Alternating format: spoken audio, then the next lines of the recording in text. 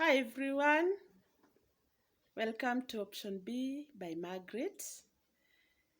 I've rested a bit because I've been very much occupied in my place of work, but I said I'm longing to talk to you.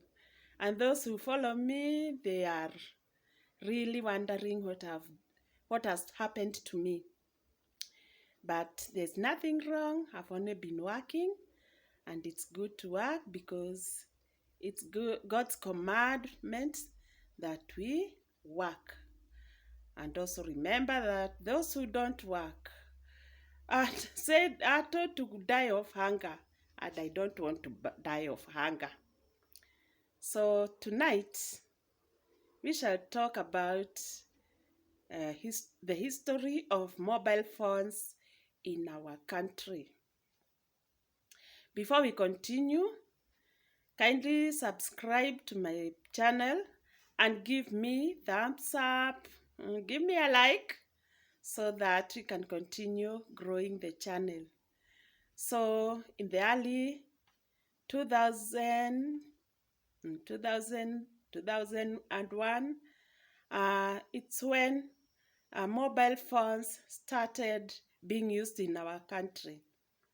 And it was something that was taken by our people with different views because there were not so many. And when one saw for the first time somebody talking or to a mobile phone, he looked like he was crazy. And people would start talking about him, especially in the rural areas.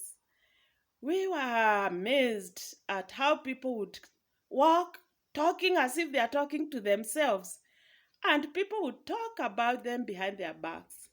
But with time, we started getting used to them. But it is amazing the way the the the experience was overwhelming, especially when we knew now that this is something we can use to communicate to our people who are far.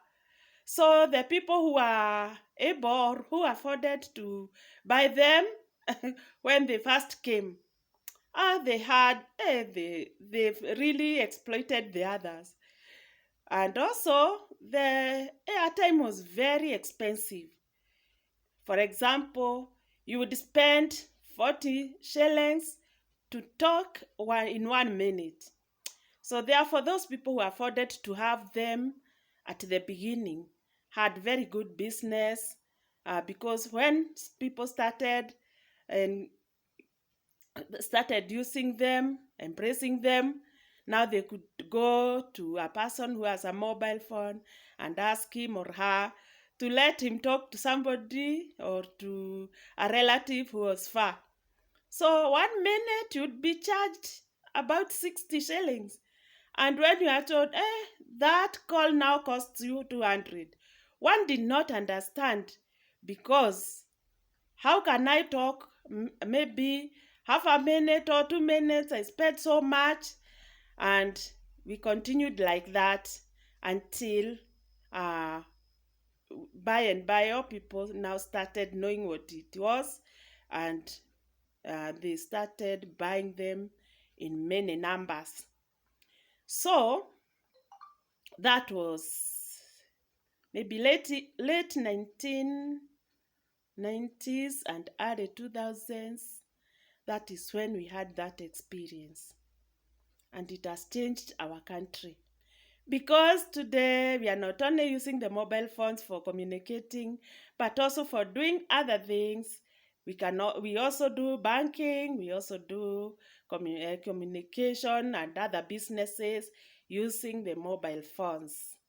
So the other day I was I was traveling to my farm on a motorbike, and the person who was riding or who carried me on that motorbike was a person who is rather young. Can say he's the age of my son, and he asked me something that made me feel that, hey, kweli, kweli, time goes. Only the other day we were wondering, why are these people talking to themselves as they walk along? And now, everybody has a phone. And so this man asked me, how are you living without phones? Hey, that is when I realized. So there is a history there. Surely, how are we living without phones? Just imagine you had an urgent message to take to someone or to tell someone. And maybe he's living 200 kilometers away from you. You don't have a phone to communicate. So you had to travel all the way to where this person lives.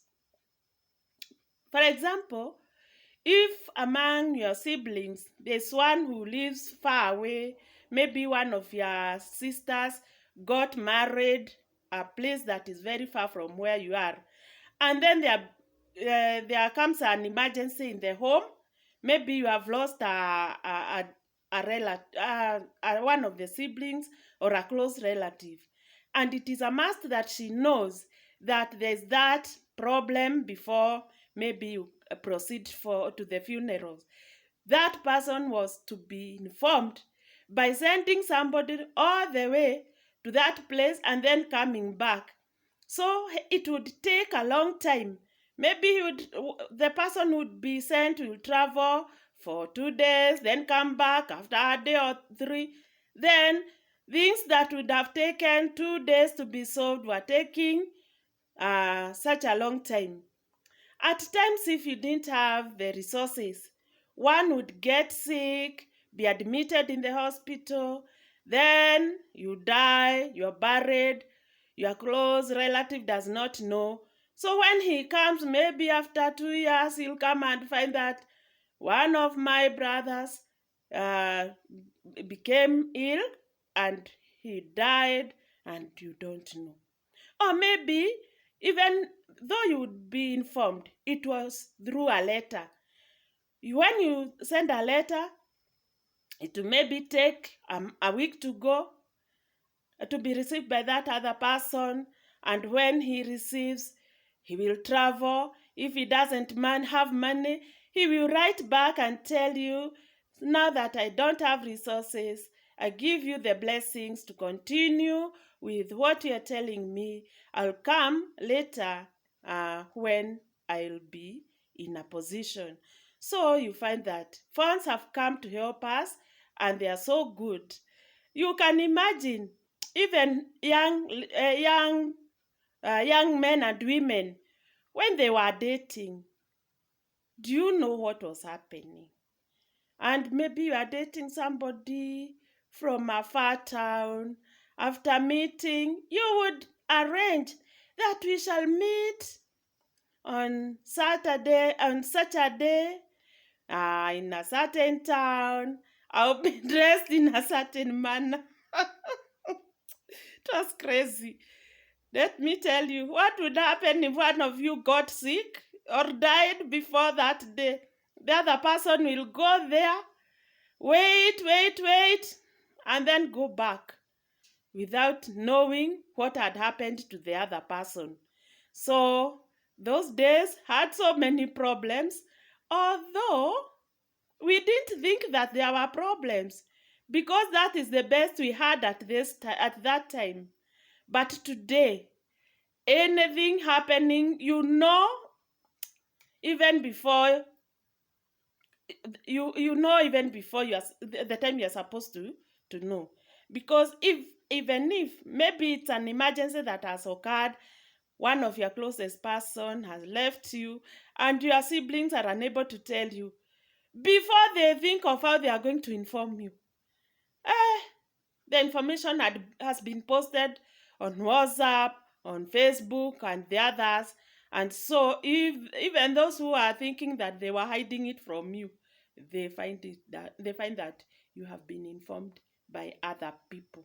So this is a new era, an era of technology, and it's so good. And I said, this is a good piece of history to tell people, because even when we were young, when we were communicating through letters, we were also wondering, how are those people before us communicating without writing letters? Huh? How are they communicating when there were no buses or matatus to move from one place to another?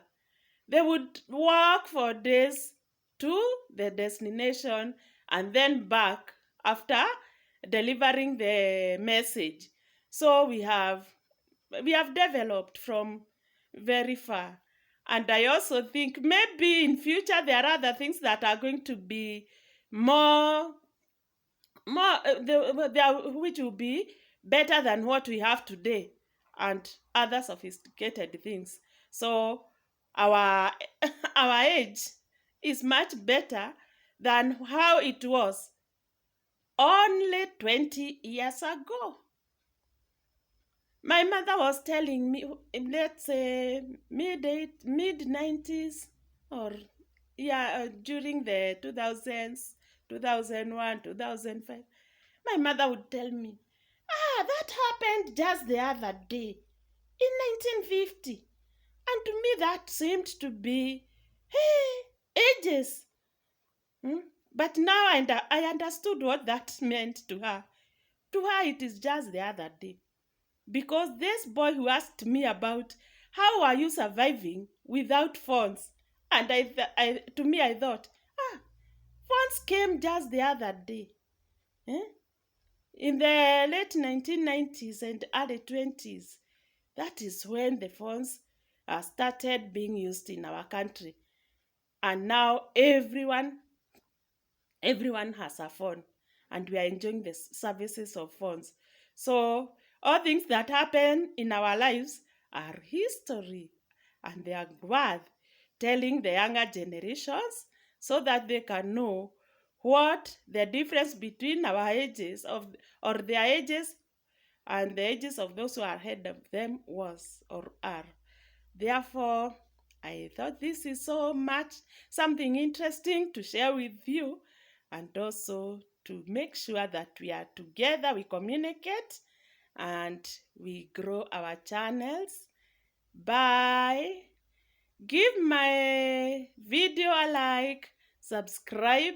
We continue, and I'm going to meet you next time.